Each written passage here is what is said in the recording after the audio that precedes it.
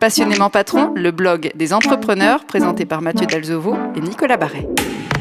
Bonjour à tous et bienvenue dans votre podcast Passionnément Patron. Dans chacun de nos épisodes, nous vous donnerons des conseils pratiques dans la gestion quotidienne de votre entreprise ou de votre future entreprise.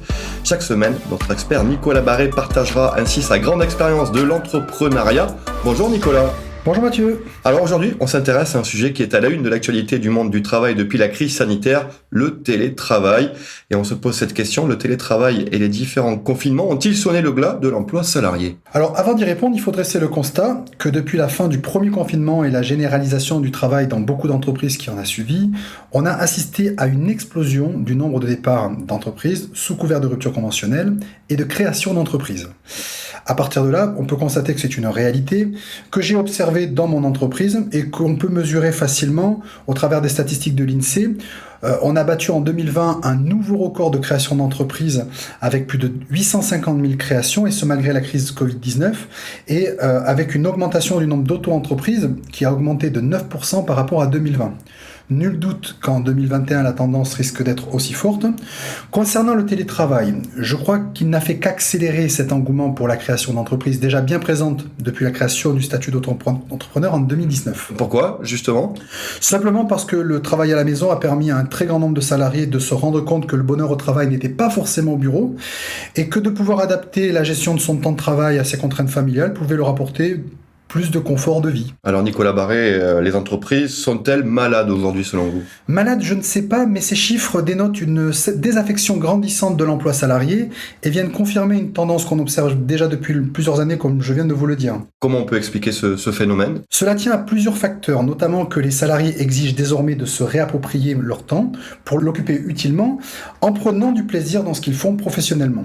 Mais aussi que le travail n'est plus une fin en soi et les salariés sont aujourd'hui demandeurs d'un équilibre vie perso, vie professionnelle plus important. Alors j'entends ce que vous dites, mais pourquoi les entreprises ne le font pas aujourd'hui ? Alors il faut avoir conscience que l'arrivée en cascade des normes qui ont été imposées aux entreprises depuis 20 ou 30 ans, environnementales, sociales, réglementaires, nous ont considérablement contraints à déverser des tonnes de procédures sur nos collaborateurs et qu'ils ont pris de plein fouet la réduction de leur espace d'autonomie et qui a eu pour conséquence qu'ils prennent de moins en moins de plaisir au travail.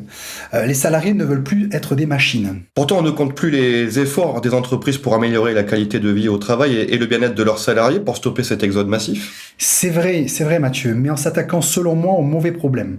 Plutôt que de repenser leur modèle d'organisation pour l'adapter aux aspirations de sens et justement de plaisir au travail de leurs salariés, beaucoup d'entreprises préfèrent s'atteler à modifier leur méthode de management ou à améliorer leur cadre de travail.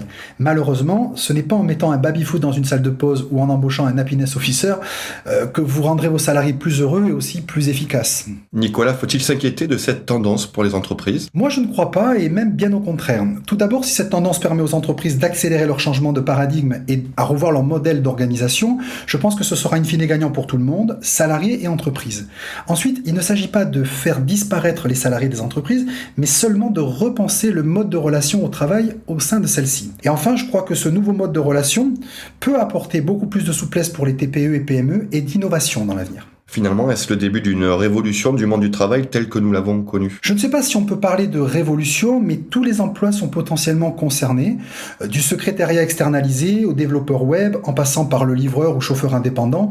On voit bien que beaucoup d'emplois sont en train de basculer. En conclusion, revenons à notre première question. Le télétravail et les différents confinements ont-ils sonné le glas de l'emploi salarié ? L'emploi salarié a selon moi encore de beaux jours devant lui, car tout le monde n'est pas forcément en quête d'indépendance au point de se mettre à son compte. Je crois aussi beaucoup à l'instinct d'adaptation de nos entreprises qui, j'en suis convaincu, vont continuer à faire évoluer leurs organisations avec pour conséquence plus d'épanouissement pour leurs collaborateurs et plus d'innovation dans l'avenir. Et à ce propos, je vous recommande un livre qui m'a décoiffé et qui m'a imposé une certaine remise en question. Il s'agit de La comédie inhumaine ou comment les entreprises font fuir les meilleurs, écrit par la philosophe Julia de Finesse et l'économiste Nicolas Bouzou aux éditions de l'Observatoire, que vous pourrez également retrouver sur mon blog. Merci Nicolas Barret et merci à vous d'avoir suivi ce premier numéro de Passionnément Patron. Nous nous retrouvons très vite pour de nouveaux conseils en compagnie de Nicolas Barret. Merci Mathieu.